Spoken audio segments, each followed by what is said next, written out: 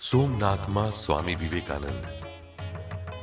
કોલકાતામાં રહેતા શ્રી વિશ્વનાથ દત્ત સુપ્રસિદ્ધ વકીલ હતા. તેમના પત્ની ભુવનેશ્વરી દેવી અત્યંત ધર્મપરાયણ હતા. તેમનું પ્રથમ સંતાન એક પુત્ર અને બીજું સંતાન એક પુત્રી બાલ્યકાળમાં જ માને દુઃખના દરિયામાં ડૂબાડીને વિદાય થઈ ગયેલા. એના પછી 3 દીકરીઓ જન્મેલી. હરમોહિની, સ્વર્ણમયી અને શૈશવમાં જ ચાલી ગયેલી બીજી એક. એટલે પુત્ર સંતાન પ્રાપ્ત કરવાની તેમની લાલસા અતૃપ્ત જ રહી ગયેલી. હિન્દુ નારી એની બધી અધૂરપ અભરખાની અરજી દેવતાને શ્રીચરણે ધરે અને ઉપાય તરીકે દેવતાના આશીર્વાદની આશાએ તપસ્યામાં રત રહે. ભુવનેશ્વરી દેવી પણ પૂરેપૂરા પ્રાણ મન રેડીને દેવાધિદેવ મહાદેવના શ્રીચરણોમાં નિત્ય વ્યાકુળપણે પ્રાર્થના કરવા લાગ્યા અને સાથે સાથે એકાગ્ર ચિત્તથી જપ, ધ્યાન, ઉપવાસ અને કઠિન સાધનાની માત્રા તેમને વધારી દીધી. તપથી પવિત્ર થયેલા એમના દેહની દૈવી જ્યોતિથી સૌ મુગ્ધ બનીને કહેવા લાગ્યા કે એમની અભૂતપૂર્વ મુખકાંતિ અને દેહ લાવણ્ય તે ઈશ્વર કૃપાની જ નિશાની છે. પરંતુ ભુવનેશ્વરી દેવી આટલાથી જ સંતોષ પામ્યા નહીં અને એક બીજા ઉપાયનું એમણે અવલંબન લીધું. દત્ત પરિવારના સગા એક વૃદ્ધા કાશીમાં વસવાટ કરતા હતા. ભુવનેશ્વરી દેવીએ એમને વિનંતી કરતો પત્ર લખ્યો કે તેઓ દરરોજ માટે શ્રી વીરેશ્વર મંદિરે પૂજા, નૈવેદ્ય અને પ્રાર્થના વગેરેની વ્યવસ્થા કરે. એ સગા દુર્બળ માજી એ મુજબ લાકડીને ટેકે શિવ મંદિરે જઈ પૂજા અર્ચના કરીને વરદાન માંગવા લાગ્યા. એમ કરતા પૂજાથી રીઝેલા મહાદેવજી ભક્તની મનોકામના પૂર્ણ કરવા તત્પર થયા. ભુવનેશ્વરી દેવીને પોતાની અભિલાષા પૂર્ણ થવાનો એક અજબ પૂર્વાભાસ થયો. એક દિવસે આખો દિવસ પૂજા પ્રાર્થના વગેરેમાં વિતાવ્યા બાદ તેઓ રાત્રે થાકેલા શરીરે પથારીમાં આડા પડ્યા. ચારેય દિશાએ નિસ્તબ્ધ વાતાવરણ હતું. અચાનક તેમણે સ્પષ્ટપણે જોયું કે જટાજૂટથી શોભતી જ્યોતિર્મય તુષાર ધવલ મહાદેવની મૂર્તિ એમની સામે ઊભેલી છે. દેવાધિદેવે સમાધિમાંથી જાગીને એક શિશુનો આકાર ધારણ કર્યો, જાણે કે ભુવનેશ્વરી દેવીનું પોતાનું જ સંતાન.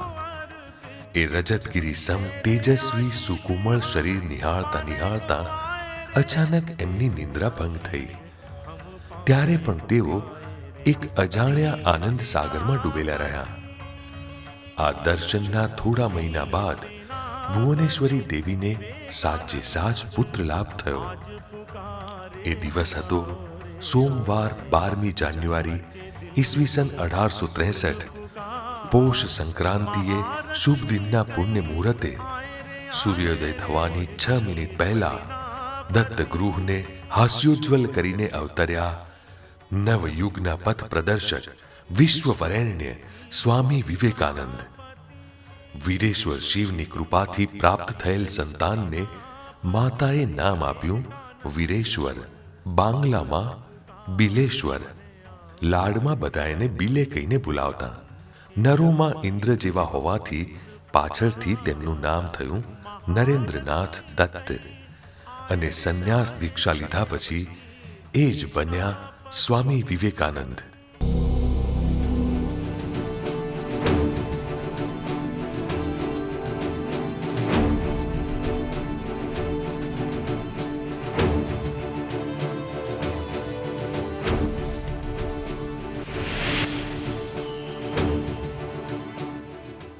નાનપણથી બિલે એટલો તોફાની, ચંચળ અને શક્તિથી ઓતપ્રોત હતો કે તેને વશમાં કરવા માટે માતા ભુવનેશ્વરી દેવીને 2 નોકરાણીઓ રાખવી પડતી. પણ તેમ છતાં તે સચવાતો નહોતો. એનો ગુસ્સો જોઈને ભુવનેશ્વરી દેવી કહેતા કે કેટલાય માથા પટકીને શિવજી પાસેથી એક દીકરો માંગેલો, પણ એમણે મોકલી દીધું છે એક ભૂત. પુત્રનો ક્રોધ શમાવવા માટે એક અદ્ભુત ઉપાયનો સહારો ભુવનેશ્વરી દેવીને લેવો પડતો. કશાયથી ના વળે ત્યારે તેઓ બિલેના માથા પર પાણીની ધારા અને જપ કરતા શિવ શિવ. ઉપરથી એને બીવડાવતા કે જો બહુ તોફાન કરીશ તો શિવજી તને કૈલાશમાં આવવા નહીં દે. આની જાદુઈ અસર થતી અને બાળક શાંત થઈ જતો. બિલે ઘણી રમતો રમતો. એમાં જ એક એની પ્રિય રમત હતી ધ્યાનમાં બેસવું. ધ્યાનમાં તે એટલો તન્મય થઈ જતો કે સમયનું ભાન જતું રહેતું. એકવાર તે ધ્યાનમગ્ન હતો ત્યારે એક ઝેરીલો નાગ ત્યાં આવી ચડ્યો. અન્ય બાળકો તો દોડીને ભાગી ગયા. ઘરના લોકો બાળકોની ચીસો સાંભળીને ત્યાં આવ્યા તો જોયું કે બિલે તો ધ્યાનમગ્ન બેઠો છે અને સામે વિષધર કરાળ ફેણ ફેલાવીને ડોલી રહ્યો છે. થોડી વાર પછી નાગ પોતાની મેળે સરકીને ચાલ્યો ગયો અને પરિવારજનો ચિંતા રહિત થયા. આમ સ્વામી વિવેકાનંદમાં શિવજીના અનેક લક્ષણો બાળપણથી જ દેખાતા. એકવાર સ્વામી વિવેકાનંદજીના ગુરુ શ્રી રામકૃષ્ણ દેવે દિવ્ય ચક્ષુઓથી જોયું કે એક દિવ્ય જ્યોતિ વારાણસીથી કલકત્તા આવી રહી છે. સ્વામી વિવેકાનંદજીને જોઈને તેઓ સમજી ગયા કે આ એ જ વ્યક્તિ છે જેમાં શિવ જ્યોતિ ઘનીભૂત થઈ છે. એકવાર સ્વામી વિવેકાનંદજીના ગુરુભાઈ સ્વામી શિવાનંદજી મહારાજે સ્વામીજીના દેહમાં 5 જ્યોતિર્મય બાળ શિવોનું દર્શન કર્યું હતું. તેમને જ્યારે વીરેશ્વર સ્તોત્ર સંભળાવવામાં આવ્યું ત્યારે તેમણે આ તથ્યનું રહસ્યોદ્ઘાટન કર્યું હતું. શિવજી પ્રત્યેની સ્વામી વિવેકાનંદજીની અનન્ય ભક્તિનું દર્શન તેમણે શિવજી પર રચેલા ભજનો અને સ્તોત્રમાં દ્રષ્ટિગોચર થાય છે. સ્વામી વિવેકાનંદજી જ્યારે અમરનાથના દર્શને ગયા ત્યારે તેમને શિવજીએ ઈચ્છા મૃત્યુનું વરદાન આપ્યું હતું. આમ સ્વામીજીનો જન્મ તેમજ તેમનો દેહ વિલય આ બંને શિવજીની કૃપા પર અવલંબિત હતા.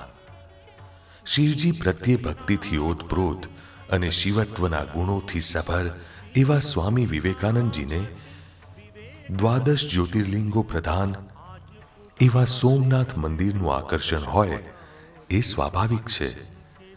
ઈસવીસન 1890ના જુલાઈ મહિનામાં સ્વામી વિવેકાનંદજીએ કલકત્તાથી પોતાની ભારત યાત્રાનો પ્રારંભ કર્યો.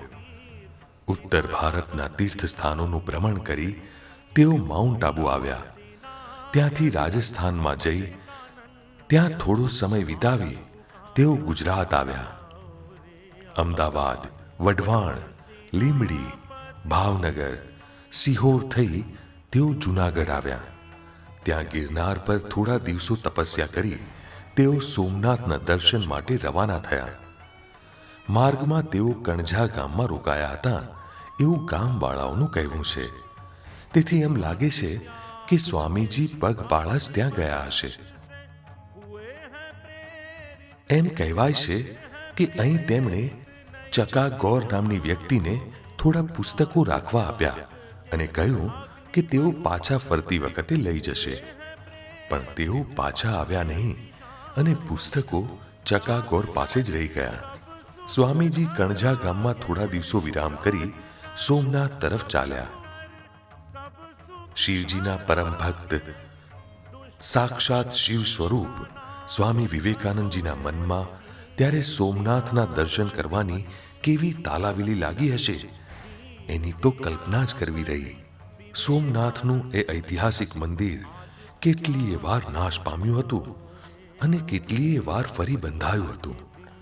જે મંદિરની સાર સંભાળ માટે 10,000 ગામડાઓ મિલકત રૂપે હતા અને જ્યાં કોઈ વખત 300 સંગીતકારો સેવામાં રત હતા ત્યાં ત્યારે ભગ્નાવશેષ સિવાય કંઈ ન હતું. સ્વામીજી સમુદ્ર કિનારે આ ભગ્નાવશેષની પાસે ઊંડા ધ્યાનમાં મગ્ન થઈ ગયા. ભૂતકાળ ભેદીને તેમની દ્રષ્ટિ ભારતના પ્રાચીન ગૌરવમય ઇતિહાસ તરફ ગઈ. કેટલાય દ્રશ્યો તેમની નજર સમક્ષ તરવરી રહ્યા. ઊંડા ધ્યાનમાં આ યુગ દ્રષ્ટાએ પોતાના મનચક્ષુથી શું શું નિહાળ્યું એ તો કોણ કહી શકે. પણ સોમનાથના મંદિરના ભગ્નાવશેષે તેમને ઇતિહાસની ગહન ગંભીર ઊંડી ઝાંખી અવશ્ય કરાવી. જુનાગઢથી સ્વામી વિવેકાનંદ સોમનાથના દર્શને ગયા હતા. સોમનાથમાં શિવજીના અમને દર્શન કર્યા. ત્યારે સોમનાથનું નવું મંદિર નહોતું બન્યું, ત્યાં ખંડેર હતું. અલ્લાભાઈના મંદિરમાં એમણે દર્શન કર્યા. આસપાસમાં પ્રભાસ પાટણ વગેરેના પણ સ્વામીજીએ દર્શન કર્યા. અને એ જે ખંડેરનું જે મંદિર હતું, ખંડેર થયેલું, તેમાં સ્વામીજી બેઠા અને ઊંડા ધ્યાનમાં મગ્ન થઈ ગયા.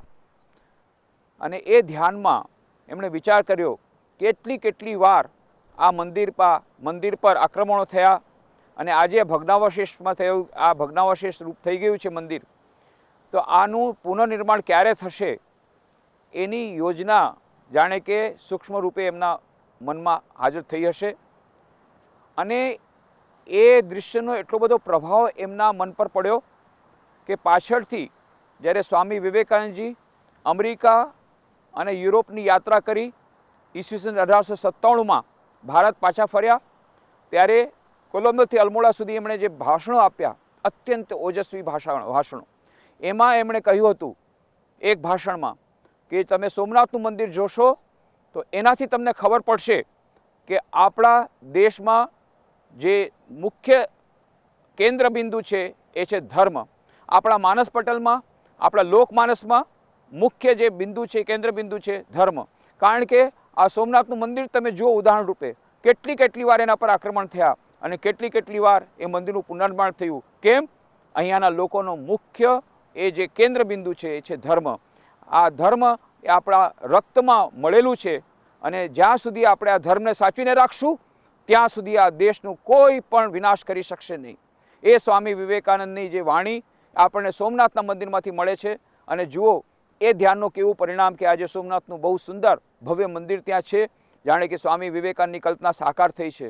અને સ્વામી વિવેકાનંદનો સંદેશ કે આપણા દેશના જે મંદિરો જે વારંવાર જેનું પુનર્સર્જન થયું છે એ જ બતાવે છે કે આપણા દેશના લોકમાનસમાં ધર્મ એ અક્ષુણ્ણ છે.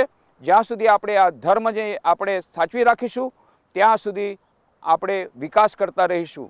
અને જો ધર્મને બદલે બીજી કોઈ પણ વાતને, રાજનીતિને અથવા સમાજનીતિને અથવા સમાજ સુધારને, આપણે અર્થનીતિને આપણે જો વધારે પ્રિફરન્સ આપશું, વધારે પ્રાથમિકતા આપશું તો આપણા દેશમાં આપણે પ્રગતિ નહીં કરી શકીએ. સૌથી પહેલાં આપણા દેશમાં આધ્યાત્મિકતાના વિચારોની લહેર ફેરાવી દો, બાકી બધું પોતાની મળે થઈ જશે.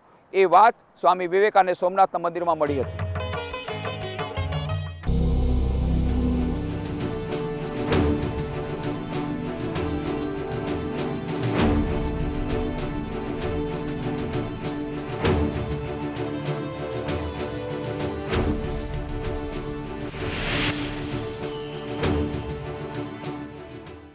ઈસવીસન 1897માં વિદેશથી પાછા ફરી તેમણે ચેન્નઈના પોતાના ભાષણમાં કહ્યું હતું, દક્ષિણ ભારતના કેટલાક પ્રાચીન મંદિરો અને ગુજરાતના સોમનાથ જેવા મંદિરો તમને જ્ઞાનના અનેક ગ્રંથો શીખવશે.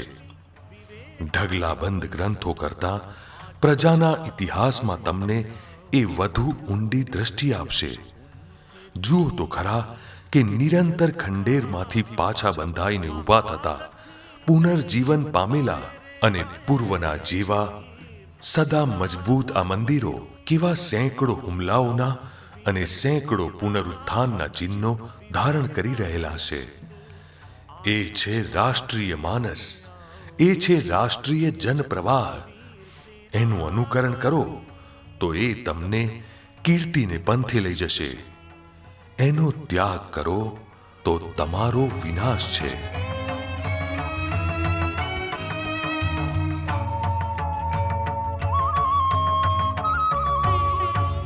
स्वार्थ त्याग के अग्नि मंत्र से हुए हैं प्रेरित नई दिशाओं में. स्वार्थ त्याग के अग्नि मंत्र से हुए हैं प्रेरित नई दिशाओं में. આજે તો આ જગ્યાએ ભવ્ય મંદિર ઊભું છે. જો સ્વામીજીએ આ જોયું હોત તો તેમને કેટલો આનંદ થાત. અથવા કોણ કહી શકે કે કદાચ તેમણે પોતાના માનસ પટલમાં આ ભાવિ ભવ્ય મંદિરને જોયું હોય, અથવા એ ભવ્ય મંદિર તેમના જ દ્રઢ સંકલ્પનું પરિણામ હોય. સ્વામીજીએ સોમનાથનું જૂનું મંદિર, સૂરજ મંદિર, રાણી અહલ્યાબાઈએ નિર્મિત કરાવેલું સશિવ મંદિર એ બધું જોયું પ્રભાસના એ પવિત્ર સ્થાને જ્યાં ભગવાન શ્રી કૃષ્ણે લીલા સંવરણ કર્યું. એ સ્થાન નિહાળીને પ્રભાસના ત્રિવેણી સંગમમાં સ્નાન કર્યું. અહીં ફરીવાર તેમની મુલાકાત કચ્છના મહારાજા સાથે થઈ. કચ્છના રાજવીએ કહ્યું, સ્વામીજી, મોટા મોટા પુસ્તકો વાંચવાથી માથામાં ચક્કર આવી જાય છે, તેમ તમારા વ્યાખ્યાનો સાંભળીને મારું મગજ બહેર મારી જાય છે. તમે આવી પ્રતિભાનો શો ઉપયોગ કરશો? મને ખાતરી છે કે તમે ભવિષ્યમાં આશ્ચર્યજનક સિદ્ધિઓ હાંસલ કરશો. એક કુશળ ઝવેરીની જેમ કચ્છના મહારાવે સ્વામીજીની પ્રતિભા પારખી લીધી હતી. સ્વામીજી શિકાગોની વિશ્વ ધર્મ સભામાં ભાષણ આપી જગ પ્રસિદ્ધ થયા એ પહેલા બહુ થોડી વ્યક્તિઓએ આ રીતે સ્વામીજીનું હીર પારખ્યું હતું.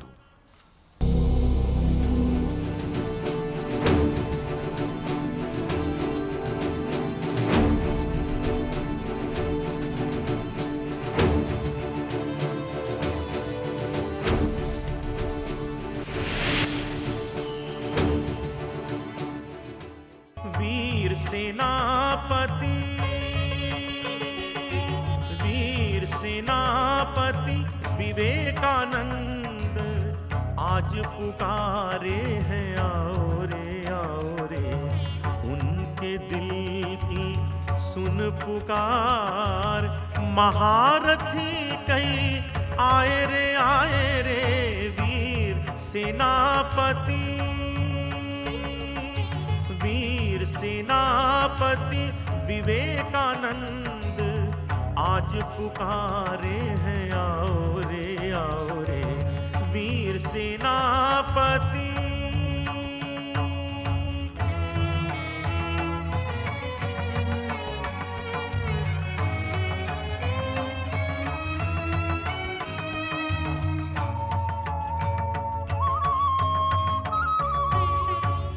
स्वार्थ त्याग के अग्नि मंत्र से हुए हैं प्रेरित नई दिशाओं में.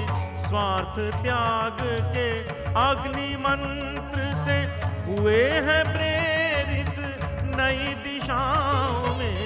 त्याग कर सब सुख धरा के, त्याग कर सब सुख धरा के, दुष्ट शक्ति का नाश करो रे वीर सेनापति, वीर सेनापति विवेकानंद आज पुकारे हैं, आओ रे उनके दिल की सुन पुकार. महारथी कई आए रे वीर सेनापति, वीर सेनापति, वीर सेनापति विवेकानंद आज पुकारे हैं, आओ रे उनके दिल की सुन पुकार. महारथी कई आए रे वीर सेनापति, वीर सेनापति विवेकानंद आज पुकारे हैं, आओ रे वीर सेनापति.